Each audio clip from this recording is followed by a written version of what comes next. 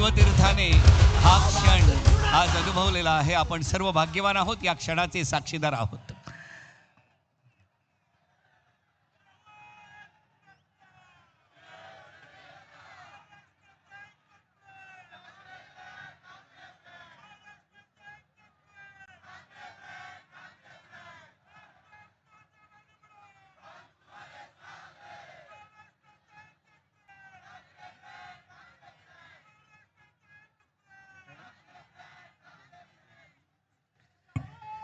यानंतर मी विनंती करतो राष्ट्रवादी काँग्रेस पक्षाचे नेते जयंत पाटील यांना की त्यांनी या सभेला संबोधित करावं.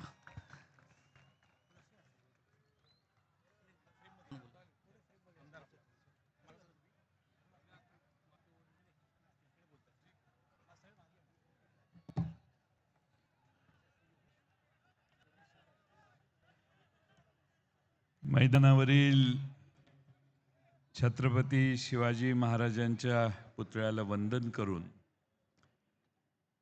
आणि हाकेच्या अंतरावर असणाऱ्या